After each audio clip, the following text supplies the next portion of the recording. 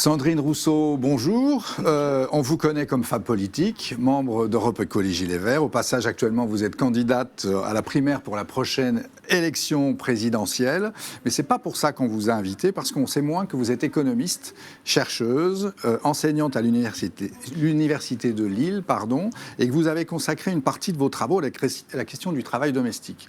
Travail domestique, on en a beaucoup parlé aujourd'hui, en particulier ce matin, quand on a constaté, avec nos premières intervenantes, Sybille Golac et Céline Bessières, que dans les stratégies familiales de reproduction, ce qu'elles évoquaient pour expliquer les différences de capital, de patrimoine entre les hommes et les femmes, finalement le ferment principal c'était le travail domestique. Et on a eu ce sentiment que tout partait de là finalement, sur l'inégalité du traitement du travail domestique entre les femmes et les hommes. Et puisque vous êtes une spécialiste, eh bien on va en parler avec vous cet après-midi.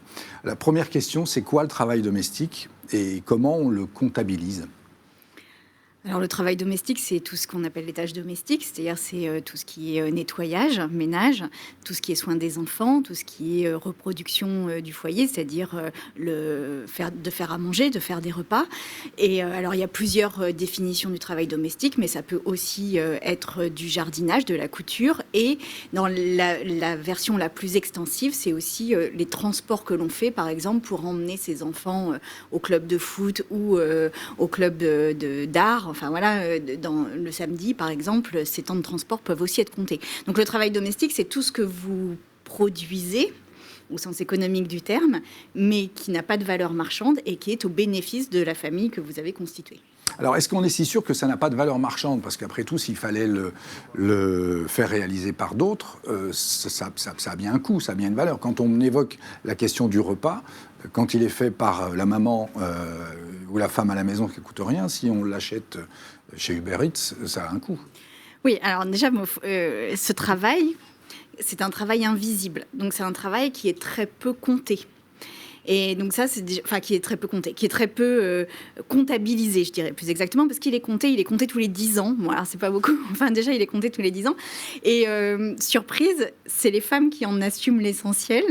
Donc les femmes aujourd'hui font à peu près 35 heures de travail domestique par semaine. Donc en fait, quand on parle de double journée de travail ou de double semaine de travail, c'est réel. Il y a une différence entre les hommes et les femmes sensibles, puisque chaque jour, les femmes font 1h30 de plus de travail domestique que les hommes. 1h30 de plus. Donc à la fin de la semaine, ça fait quand même 10h30 de différence entre les hommes et les femmes. Alors, il y a plusieurs choses qu'on peut dire quand même sur ces chiffres, parce qu'il faut qu'on s'y arrête un tout petit peu. Donc, 1h30 de différence de travail par jour. Les hommes ont certes progressé, mais très peu. Et notamment, depuis les années 70, les hommes ont fait 14 minutes de plus par semaine, ce qui n'est quand même pas extraordinaire. Voilà. Alors, ce qu'on peut dire aussi, c'est que les tâches ménagères les tâches domestiques, ne sont pas les mêmes pour les hommes et pour les femmes.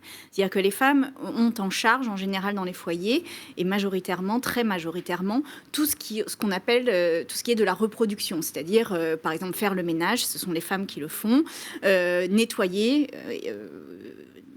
le linge, mais nettoyer, par exemple, faire donner le bain aux enfants, et tout ce qui est reproduction, tout ce qui est soin, tout ce qui est rendre propre un foyer. Les hommes ont tendance à faire des choses qui ne relèvent pas de la reproduction, mais qui relèvent d'une forme de chose qui a été faite et qui n'est plus à faire. Typiquement, par exemple, les hommes vont sortir les poubelles. C'est-à-dire qu'une fois que vous avez sorti les poubelles, vous n'avez plus de poubelles à sortir. Alors que quand vous venez de nettoyer, de passer le balai, presque dans la demi-heure qui suit, vous avez de nouveau à repasser le balai.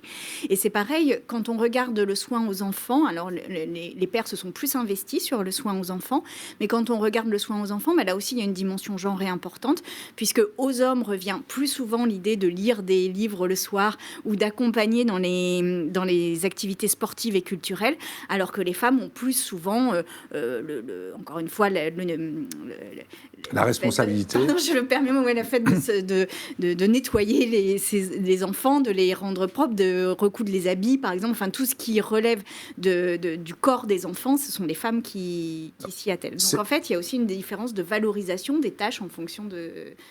Alors, c'est peut-être un raccourci un peu rapide, mais c'est ce que m'inspire votre réflexion, c'est-à-dire la comparaison avec ce qu'on évoquait justement ce matin, entre l'investissement de flux et de stock. On disait disait que les femmes, quand elles dépensaient, c'était pour les courses, l'alimentation, les vêtements, le soin, etc. Et les hommes, quand ils dépensaient, c'était plus pour investir dans la durée. Finalement, entre je m'occupe de faire à manger, c'est du flux, et je m'occupe de construire une cabane, c'est du stock, on arrive aussi à cette répartition. C'est exactement ça. C'est-à-dire que les hommes s'investissent davantage quand il y a un résultat à la fin. Ce qui n'est pas forcément le cas des femmes qui ont un résultat en permanence contesté par le fait que la poussière retombe et le fait qu'une fois que vous avez amené un enfant sur une activité périscolaire, vous avez allé le rechercher. Enfin, il n'y a pas de fin dans ces missions-là, alors que les hommes aiment bien. Et puis, en plus, bon, après, ça, c'est du non quantifiable, mais les hommes, en plus, aiment bien se valoriser d'avoir fait quelque chose qui a une fin. C'est-à-dire, oui, j'ai sorti les poubelles, voilà. Les femmes ont moins tendance à dire « j'ai passé le balai », par exemple, alors que pourtant, elles le passent. Donc, il y a vraiment une différence entre les valeurs symboliques qui sont faites dans les tâches domestiques, quand bien même, déjà, au départ, elles ne sont pas également réparties. Et alors, une autre chose qui est très intéressante, c'est que dans les couples qui travaillent, le sujet le plus récurrent de dispute, c'est le partage des tâches domestiques. Et une des manières de résoudre ces disputes, notamment dans les couples les plus aisés, c'est de recourir à une femme de ménage, donc en fait de recourir à un emploi de service à la personne pour diminuer la quantité d'heures et la quantité de disputes au sein du couple. Mais même là, le diable se cache dans les détails, puisque quand on recourt à une femme de ménage, eh bien, certes, le temps de travail domestique des femmes diminue, mais celui qui diminue le plus, c'est le temps de travail domestique des hommes. C'est-à-dire qu'en fait, l'aide à domicile, la femme de ménage aide davantage l'homme à réduire encore plus son temps de travail domestique, alors que la femme diminue en proportion moins son travail. On reviendra sur cette question parce qu'elle en inspire une autre. Mais pour revenir sur cette catégorisation du travail domestique, ça, on a compris la différence. Vous avez cité un chiffre que je n'ai pas repris au vol, mais que c'est 14 minutes de conquête de travail domestique en plus pour les hommes depuis les années 70, c'est quand même assez faible. Et dans l'esprit du commun des mortels, on avait le sentiment que au moins une partie du boulot avait été fait et que les hommes contribuaient beaucoup plus que ce que vous dites au travail domestique. Alors, il y a un effet visuel, je pense, sur cette chose-là. C'est-à-dire que les hommes se sont plus investis vis-à-vis des enfants, ça c'est assez indéniable, mais pas du tout sur les tâches de ménage, par exemple. Et par ailleurs, les femmes ont, depuis les années 70, diminué leur temps de travail domestique. Et donc, c'est en ça que, sans doute, il y a l'idée que c'est un peu plus partagé, mais ce partage vient essentiellement de la diminution du travail des femmes, et notamment via ce qu'on appelle en économie des investissements et des investissements domestiques, c'est-à-dire tout ce qui est machine à laver, robots, qui diminuent quand même le temps de travail. Mais les femmes ont diminué, les hommes ont un tout petit peu augmenté. On n'est pas du tout encore dans le partage. Et surtout, ces chiffres, par exemple, depuis 2003, n'évoluent plus du tout. Plus du tout. C'est-à-dire qu'en fait, il y a une forme de résistance à l'intérieur des foyers à partager ces tâches. Et ça, on l'observe à l'intérieur des foyers. On l'observe aussi dans les organisations égalitaires, par exemple, dans les expériences de type phalanstère qui ont été faites ou dans les kibbutz. Le partage des tâches domestiques reste un sujet, et notamment ce qui est autour du sale, c'est-à-dire comment on nettoie le sale, et encore moins bien partagé et pas également partagé entre hommes et femmes, même dans des organisations qui se veulent totalement égalitaires, comme peuvent l'être ce type d'organisations. Et du coup, parce qu'on parle du couple hétérosexuel, est-ce qu'il y a des transpositions? Comment ça marche dans les couples homosexuels? Les couples homosexuels ont un partage beaucoup plus équitable et équilibré que les couples hétérosexuels. Alors, il y a aussi des stratégies liées à la sphère professionnelle. C'est-à-dire que comme les femmes gagnent moins que les hommes, eh bien, elles ont tendance à se mettre à temps partiel. Et le moment qui est un peu crucial de ce point de vue-là, c'est la mise en couple, premier temps, et l'arrivée des enfants. C'est-à-dire qu'à chaque arrivée d'enfant, le temps domestique va augmenter et les femmes vont en prendre plus que les hommes. Et c'est pour ça que je pense que parmi les mesures importantes qu'il faudra porter, c'est le congé paternité égale durée du congé maternité pour faire en sorte que les hommes soient seuls avec leurs enfants et qu'ils prennent en charge une partie de la sphère domestique. Alors, puisque vous venez sur ce terrain, on peut voir aussi quelles conséquences, finalement, ce travail domestique a sur la société et puis quel enjeu politique ça représente. Alors, on va commencer par les conséquences. Les hommes effectuent moins de travail domestique, les femmes sont désavantagées de ce point de vue-là. Et les conséquences pour elles, c'est quoi ? Les conséquences, c'est les temps partiels. Les conséquences, c'est même l'arrêt du travail après les enfants. Et c'est surtout un moindre investissement des femmes dans la sphère professionnelle et un moindre investissement à des horaires dont on estime qu'ils sont cruciaux pour la carrière, et notamment les horaires 18-20 heures, ou disons 17-20 heures, qui sont les horaires où on peut mesurer le fait que la présence dans l'entreprise à ces horaires-là a un impact direct sur les carrières réalisées et sur la rapidité d'évolution de ces carrières. Et évidemment, ce sont des temps où les femmes ne sont pas là. Donc en fait, ce sont des temps où les femmes ne peuvent pas accélérer leur carrière de cette manière-là. Et donc la répartition des tâches domestiques, c'est un sujet politique, c'est un sujet social, collectif, très important, parce que tant qu'on ne partage pas plus équitablement, eh bien, on n'arrivera pas à réduire les différences de carrière. Et encore une fois, on a ouvert plein de champs sur l'égalité femmes-hommes, on a ouvert la question des salaires, on a ouvert la question des violences sexuelles, on a ouvert plein de champs pour gagner en égalité. Aujourd'hui, il n'y a pas de débat collectif encore sur les tâches domestiques. Et pourtant, c'est là que se noue vraiment une grosse partie du problème d'inégalité dans la société. On peut le comprendre si on considère qu'effectivement c'est le ferment d'une bonne partie des inégalités qu'on constate par la suite. Mais alors, pour le coup, vous parliez du congé parental. Quelles solutions concrètes on peut imaginer pour mieux équilibrer ce travail domestique ? Est-ce que, par exemple, sur le congé parental, il faut le rendre obligatoire ? Il faut le rendre parfaitement équilibré ? Enfin, voilà, les mesures qu'on peut envisager. Alors, sur le congé parental, il est important que les hommes aient le même temps et que ce temps soit obligatoire. C'est-à-dire qu'ils ne puissent pas avoir des stratégies d'évitement de la sphère domestique. Donc ça, c'est la première chose. La deuxième chose, c'est que l'égalité salariale est aussi un facteur quand même de meilleure répartition des tâches domestiques. Et puis, on peut aussi imaginer déléguer ces tâches domestiques, mais dans ces cas-là, il faut regarder les emplois qu'il y a derrière, puisque aujourd'hui, les emplois de femmes de ménage sont déjà des emplois, comme leur nom l'indique, de femmes.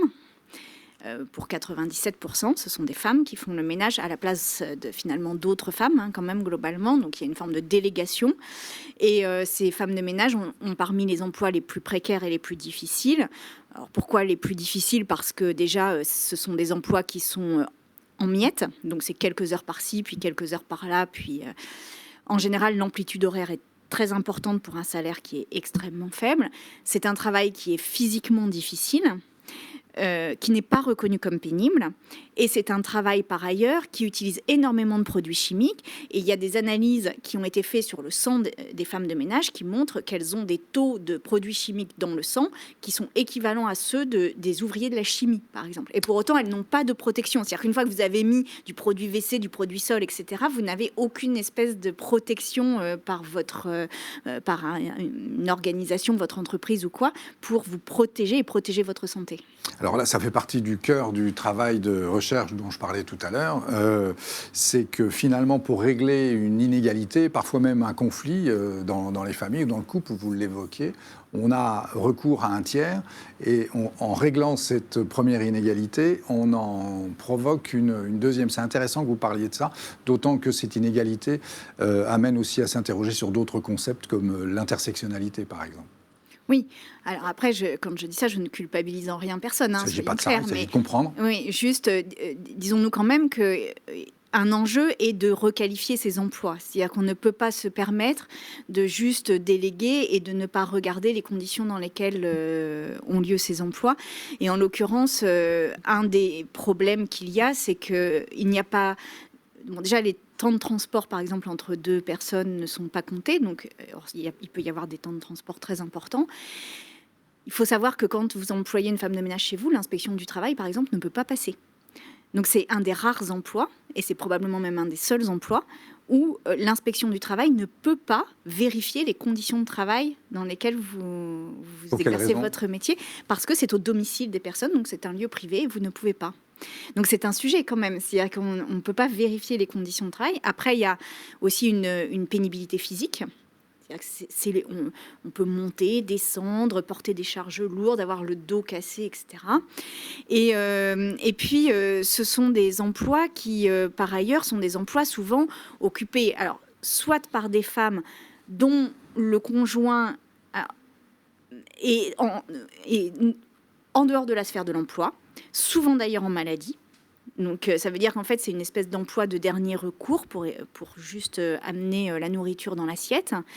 Ou alors ce sont des emplois qui sont occupés par des personnes racisées, c'est-à-dire par des personnes souvent migrantes d'ailleurs, qui viennent de migrer et qui aussi sont trouvent dans les emplois domestiques un débouché plus facile que dans le reste des métiers. Donc, si vous voulez, il y a quand même un ensemble de discriminations sur les personnes qui occupent ces emplois qui devraient quand même nous alerter sur la qualité. Et je rappelle quand même que parmi les femmes de ménage, il y en a 75%, donc 3 sur 4, qui sont en dessous du seuil de pauvreté. Hein. Donc, non seulement c'est pénible, non seulement c'est précarisant, mais en plus, c'est en dessous du seuil de pauvreté. Alors, vous avez commencé en disant que vous ne vouliez culpabiliser personne. À mon avis, c'est raté.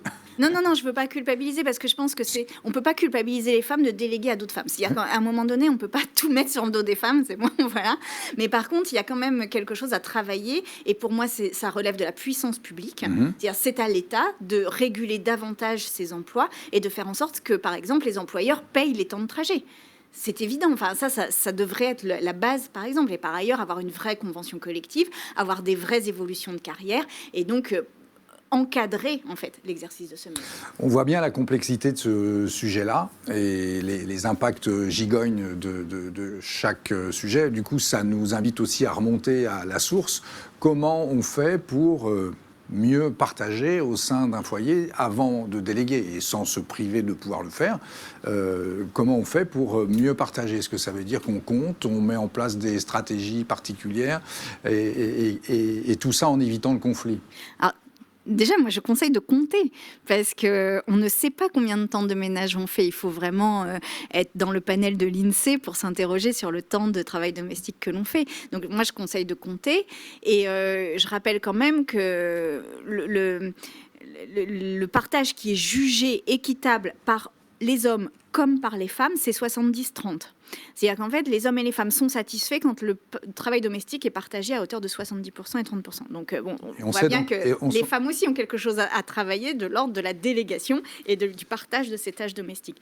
Et puis après, mais moi, je pense qu'à un moment donné, il faudra faire intervenir aussi la puissance publique dans ces arbitrages, parce que, évidemment, que ce ne sont que des arbitrages privés, mais on sait depuis quand même maintenant longtemps que le privé et politique. Et là, c'est un tel poids mort dans la vie des femmes, ce non-partage des tâches domestiques, qu'à un moment donné, je pense qu'il va falloir légiférer sur ce partage. En tous les cas, moi, je souhaite y réfléchir parce que je pense qu'on devrait pouvoir identifier un défaut d'entretien du foyer ou un défaut de prise en charge d'une partie de l'entretien de ce foyer et donc des tâches domestiques. Et je pense que ça relèverait quand même à un moment donné de la justice. Alors, on peut creuser cette piste-là parce que concrètement, derrière ça, ça recouvre quoi? Défaut. Alors, il se trouve, ça m'inspire une histoire vue récemment sur Internet avec ce couple chinois dont le mari, à l'occasion de leur divorce, a été condamné à verser une pension compensatoire de 6 000 € après 5 ans de mariage, ce qui est en Chine est important, non pas les 5 ans de mariage, mais les 6 000 €. Et donc verser cette prestation compensatoire parce qu'effectivement, le mari n'avait pas contribué aux tâches domestiques. Donc, est-ce que c'est des idées comme ça que vous évoquez? Oui, moi je pense qu'au moment des séparations, par exemple, on pourrait faire le bilan de l'investissement de l'un et de l'autre sur le foyer et faire en sorte que les prestations compensatoires puissent être augmentées en fonction du non-partage et que ça soit même... Alors, on est sorti des divorces pour faute, donc il n'est pas question d'y revenir, parce qu'en plus c'est quand même très rétrograde, mais enfin d'imaginer quand même que c'est un facteur aussi de divorce. C'est-à-dire que ça joue dans les décisions de rester en couple ou de se séparer. Donc évidemment que ça doit être compris au moment de la séparation dans les actes d'un jugement et qu'on regarde un petit peu quel est le partage. Mais avant même le divorce, je pense que l'on pourrait réfléchir à mieux encadrer ou à mieux partager ce travail domestique. Ça n'est pas simple, parce que ça se passe vraiment dans le caractère très fermé des foyers. Donc là, c'est délicat, mais ceci dit, c'est tellement politique qu'il faut qu'on arrive à trouver un moyen d'inciter les hommes à faire davantage et à partager davantage. Alors, j'essaye de faire la synthèse de ce qu'on s'est dit là, mais on est sur la notion du partage. Donc, si je comprends bien, plusieurs pistes. La première, c'est d'abord d'effectivement partager. Et la meilleure façon de le faire, c'est de commencer par compter pour voir qui fait quoi. Et peut-être commencer par mieux se répartir. La deuxième solution, c'est que si on fait appel à un tiers, il faut envisager d'y faire recours dans de meilleures conditions de rémunération. Enfin, il y a une équité à payer ce travail à sa juste valeur. On en a parlé ce matin, mais du coup, ça a un impact économique, y compris sur l'économie des foyers, qui est pas anodin. Je veux bien qu'on reparle de ça. La troisième piste, c'est la sanction. C'est en tous les cas que, oui, pour l'instant, c'est trop facile, quoi. Pour l'instant, c'est trop facile. Vous ne faites rien chez vous. Vous n'avez aucune espèce de sanction à craindre. C'est un problème. C'est-à-dire qu'en fait, vous vivez grâce au travail de quelqu'un d'autre et au travail gratuit et invisible de quelqu'un d'autre. Alors ça n'est pas éthique, c'est un problème collectif. Là, pour le coup, c'est une idée un peu nouvelle. La question, c'est comment on évalue, puisque c'est forcément un débat contradictoire. Là. Et vous l'avez dit, le foyer, c'est un espace privé, on ne sait pas ce qui s'y passe. Il faut pouvoir mesurer les contributions des individus. On y arrive, regardez, au moment où l'INSEE fait ses enquêtes, on arrive très bien à mesurer quelle est la différence de travail domestique. Et on arrive si bien à le mesurer qu'on voit bien qu'il ne bouge pas, par exemple. Donc ça veut dire qu'il n'y a pas d'incertitude dans la manière dont on mesure. Donc on pourrait très bien imaginer qu'il y ait une mesure à un moment donné. Et on pourrait très bien imaginer que cette mesure fasse l'objet d'une discussion, d'un reporting, et que en fait c'est un droit des femmes aussi à ne plus faire ce travail. Enfin, je rappelle quand même que c'est un travail qui est difficile et qui est encore une fois très dévalorisé. Donc ça n'est pas normal qu'on ait 1h30 de différence par jour. Je rappelle, par jour. Enfin, c'est considérable. Considérable. Alors, il y a des pistes qui sont évoquées, comme celle, par exemple, du salaire universel. C'est-à-dire cette idée que, constatant que ce travail d'1h30 par jour minimum, il est effectué de fait par les femmes, autant le prendre en compte et le rémunérer sous forme d'un salaire universel qu'on attribuerait aux femmes, parce que de fait, c'est elles qui s'occupent du travail domestique. Alors, c'est une bonne idée ou une fausse bonne idée ? C'est une idée qui circule depuis un moment maintenant, mais le problème, c'est que dès lors que vous salariez des femmes là-dessus, vous les cantonnez à ça et vous justifiez le fait que ce soit elles qui s'en occupent. C'est-à-dire que je vois très bien la discussion dans les foyers qui consiste à dire t'as un revenu pour ça, tu le fais, quoi. Donc, je pense que ça n'est pas la bonne solution. Je pense qu'il faut vraiment inciter au partage et plus qu'inciter. Parce que après, ce qu'on ne dit pas aussi et ce qui est réel, c'est qu'il y a un savoir-faire autour de ces tâches domestiques. Aujourd'hui, par exemple, il y a quelque chose qui me frappe à chaque fois, c'est que 80% des repas sont faits par les femmes à l'intérieur des foyers. Et quand on regarde une émission comme Top Chef ou quand on regarde les chefs étoilés, c'est 90% des hommes.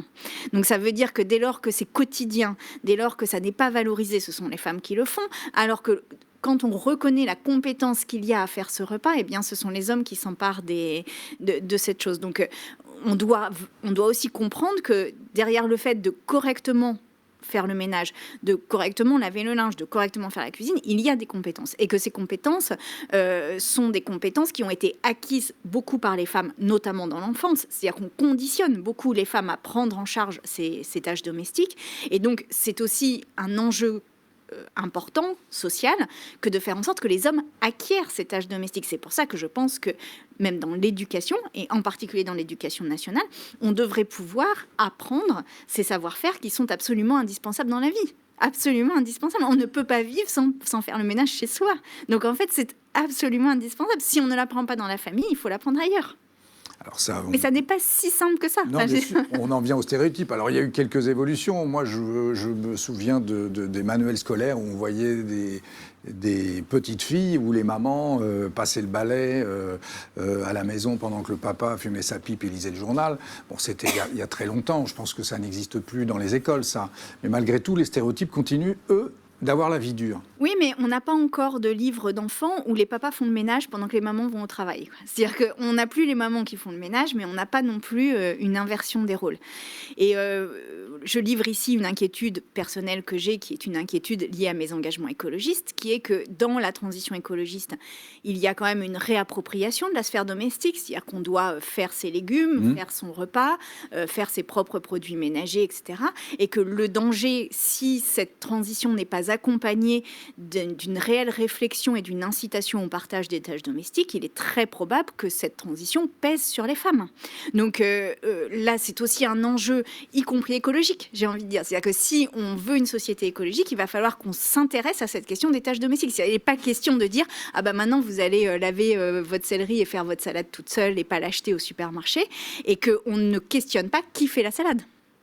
Donc, c'est vraiment très important que cette question des tâches domestiques soit rapportée à toutes les politiques que l'on mène partout, parce que sinon, à chaque fois, et on l'a bien vu d'ailleurs dans la crise du Covid, les femmes ont fait des burn-out familiaux et beaucoup ont pris en charge une grande partie des tâches domestiques. Donc, on ne peut pas à chaque crise remettre les femmes dans une situation de foyer. Et en plus, avec la question écologique, et je suis bien placée pour le dire, en plus, on culpabilise les femmes qui ne font pas. C'est-à-dire que maintenant, acheter un produit surgelé, on estime que c'est dangereux pour la planète. Et ça l'est, d'accord. Mais dans ces cas-là, partageons le travail des petits pois, quoi. Oui, clairement, il va y avoir des tombereaux d'injonctions paradoxales qui existent déjà à ce sujet-là, ce qui montre bien l'intérêt de cette réflexion sur le travail domestique. Je pense qu'on a des questions web, ou si ce ne sont pas des questions sur le web, peut-être mes amis du plateau nantais en auront-elles. Alors, pour aider à compter au mieux, répartir les tâches au sein du foyer, pouvez-vous... J'ai pas vu la question. Vous aider d'une application, Maidy. Alors, je connais pas cette application, mais si elle existe, c'est avec... Enfin, je vais la découvrir. C'est pas une question, c'est de la promo pour une application, Maidy. C'est ça. Alors, du coup, on n'a pas eu le temps de voir l'autre question. L'éducation nationale a déjà tellement à faire, doit-elle se substituer à l'éducation parentale ? Ça, c'est une grande question. C'est-à-dire que si l'éducation parentale est genrée et si la manière dont la reproduction se fait au sein des foyers et que le papa va travailler tandis que la maman nettoie, c'est pas là qu'on va apprendre. Donc, à un moment donné, si c'est un problème collectif, si c'est un problème politique, ça doit être, à un moment donné, dans la sphère collective. Et donc, on doit apprendre ces savoir-faire dans la sphère collective. De la même manière que sur les violences sexuelles, l'école a quelque chose à jouer pour que les personnes apprennent très tôt ce que sont des violences et comment ne pas ni subir, ni en faire. Donc là, sur le ménage, il y a plein de pays dans le monde où les petits écoliers et petites écolières apprennent à nettoyer le tableau, faire le ménage dans les classes, et de manière totalement égalitaire. Et ça ne les traumatise pas. Ces enfants ne sont pas traumatisés, je vous promets. Même les garçons. Et y a-t-il une question ? Maude, peut-être ? Oui, merci Eric. Merci beaucoup pour cet échange absolument passionnant. Moi, j'ai envie de poser une question à Sandrine Rousseau, plutôt en m'adressant à sa casquette de vice-présidente de l'Université de Lille. Une question à tiroir. La première serait, est-ce que, au titre de votre mandat égalité femmes-hommes au sein de l'Université de Lille, vous avez initié des chantiers, notamment par rapport à tous ces gens qui font tourner l'université? Je penserai en particulier au personnel d'entretien et de ménage. Est-ce que l'université a une démarche vis-à-vis de ces métiers pour faire attention à leurs conditions de travail que vous avez évoquées tout à l'heure? Et le deuxième tiroir de cette question sur votre mandat de VP à l'Université de Lille, c'est à quand des modules d'égalité femmes-hommes dans tous les diplômes, en fait, et pas seulement destinés aux étudiants en études de genre, et aux étudiantes, je devrais dire, parce qu'elles sont très majoritaires en études de genre.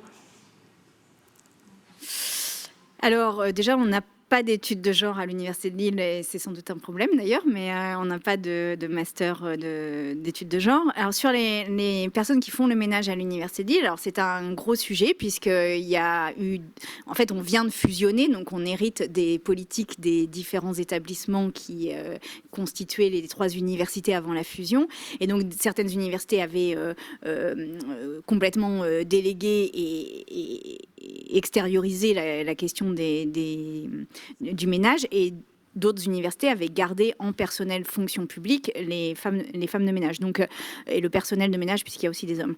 Et donc, voilà, la question, c'est comment, en effet, on fait en sorte qu'il y ait des emplois, des conditions d'emploi correctes. On s'y attelle, évidemment, et on travaille à ce que les horaires, notamment, ne soient pas décalés. Je dis quand même, et peut-être je m'adresse d'ailleurs à mes collègues de ce point de vue-là, que on a aussi eu des retours, et notamment des râleries, de collègues qui se plaignaient que le ménage soit fait pendant qu'ils étaient dans leur bureau, et même pendant qu'elles étaient dans leur bureau. Et donc je dois dire que si on s'intéresse aux conditions de travail de ces personnes, eh bien on doit aussi accepter que le ménage soit fait alors que l'on travaille dans les locaux, et que ça fait partie des conditions, sinon on est obligé de les faire se lever à 4 heures du matin. Et sur la formation à l'égalité, nous avons lancé 2 choses à l'Université de Lille.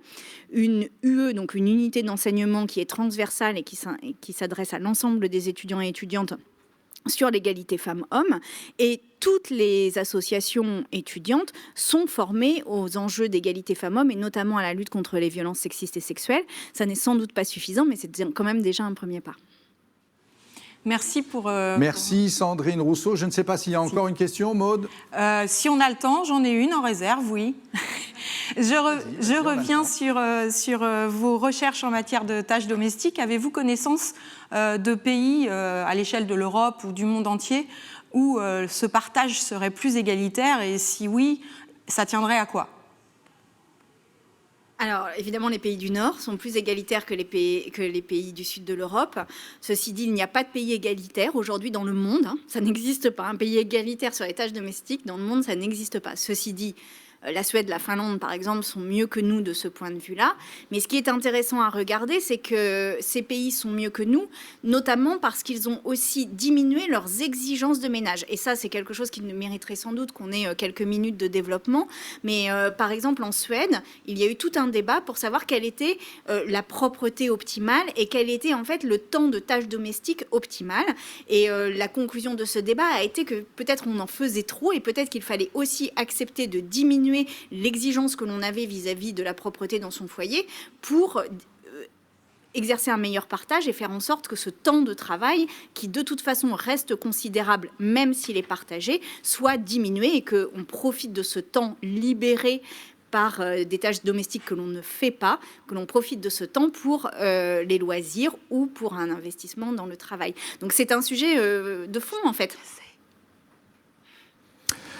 Merci Sandrine Rousseau. En vous écoutant, j'étais en train aussi de me refaire le film de cette journée dont on avait annoncé que sur cette question de l'argent, on ne pourrait pas tout traiter, on ne serait forcément pas exhaustif. C'est un sujet immense qui concentre le plus fort des inégalités entre les femmes et les hommes. On essaye de donner comme ça des éclairages. On s'est concentré sur la famille ce matin, sur le couple aussi, à différents titres. Partage de l'argent, le partage des tâches ménagères, du travail domestique. On va peut-être un peu plus parler de politique publique maintenant, même si on a commencé de le faire avec vous, et qu'avec une de vos consoeurs, elle est économiste, vous vous connaissez d'ailleurs toutes les deux, c'est Hélène Périvier qui va prendre votre succession. Et après avoir fait le constat que les femmes étaient très majoritaires sur la question du travail domestique, on va faire le constat qu'elles le sont un peu moins en sciences politiques. En tout cas, on en a 2 échantillons cet après-midi qui contredisent ces statistiques. Merci beaucoup Sandrine Rousseau. Merci. Et à une prochaine fois.